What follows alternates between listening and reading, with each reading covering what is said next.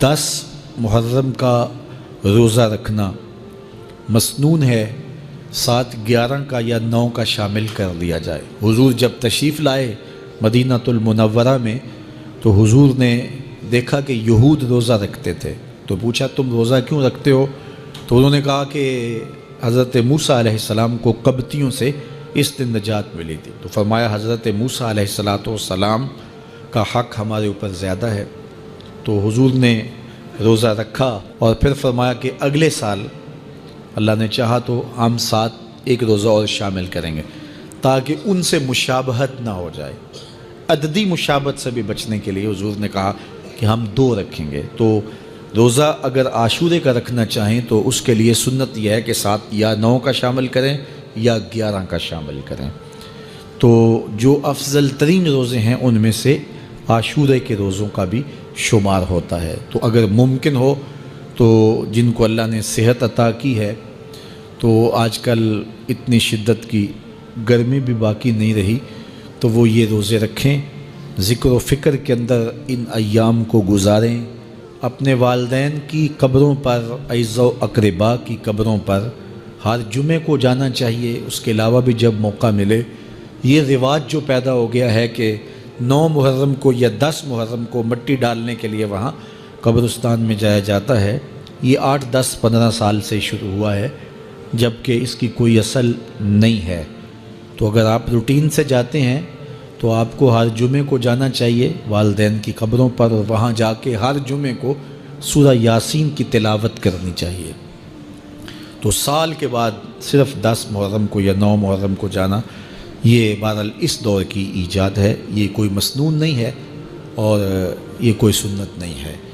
تو روٹین سے اگر کوئی جانے والا ہے تو چلا جاتا ہے تو کوئی حرج نہیں ہے۔ تو باقی یہ بڑے اشرف ایام ہیں، بابرکت ایام ہیں، اور ان کو بہت ساری نسبتیں حاصل ہیں۔ حضرت امام حسین رضی اللہ تعالی عنہ کی شہادت کے ساتھ یوم عاشور کو نسبت حاصل ہے، اور اس کے علاوہ بھی بہت سارے عالی مرتبت جو ہے وہ ہستیوں کے وصال کا دن بھی ہے، اور بہت سارے واقعات اس دن جو ہے وہ روح پذیر ہوئے ہیں۔ تو یہ اس لحاظ سے بہت ہی بابرکت اور جو ہے وہ مبارک یوم ہے۔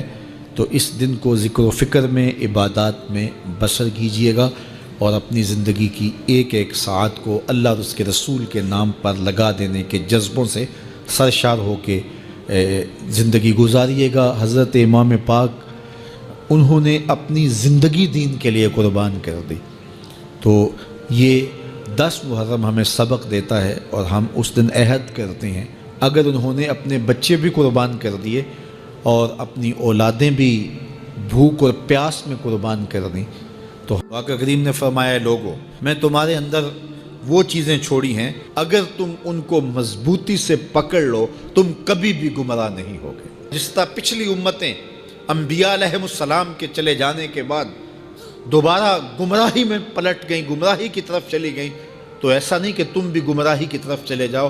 اگر تم میری نصیحت پہ عمل کرو تو 2 چیزیں تمہارے اندر ایسی چھوڑ کے جا رہا ہوں، ان کے دامن کو مضبوطی سے تھام لو تو کبھی بھی گمراہ نہیں ہوگے۔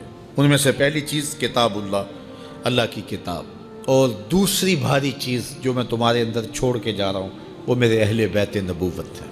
تو حضور نے تو ضمانت دی تھی کہ تم گمراہ نہیں ہوگے، لن تدلوا، تم کبھی بھی گمراہ نہیں ہوگے۔ اور یہ 73 گروہوں میں کیسے بٹ گئے؟ تو حضور نے شرط لگائی تھی کہ اگر تم ان 2 چیزوں کو تھامے رکھو گے تو کبھی بھی گمراہ نہیں ہوگے، ایک اللہ کی کتاب اور ایک میرے اہل بیت کو۔ گمراہی کیسے ہوئی؟ کسی نے کتاب کو چھوڑ دیا، کسی نے اہل بیت نبوت کو چھوڑ دیا۔ گمراہی تب ہوئی کسی نے کتاب کی بات تو کی لیکن اہل بیت کا بغض سینوں میں پلتا رہا، اور کسی نے اہل بیت کے نام کی دہائی تو دی لیکن کتاب کے پارے بھی پورے نہ مانے۔ تمہیں مبارک ہو، تمہارے ایک ہاتھ میں قرآن ہے، ایک ہاتھ میں اہل بیت نبوت کا دامن۔ تو جس نے کتاب اللہ کو چھوڑا وہ بھی گمراہ ہو گیا، اور جس نے اہل بیت کے دامن کو چھوڑا وہ بھی گمراہ ہو گیا، اور جس نے دونوں کے دامن کو پکڑ لیا تو وہ کامیاب ہوا، بامراد ہوا اور ہدایت پہ گامزن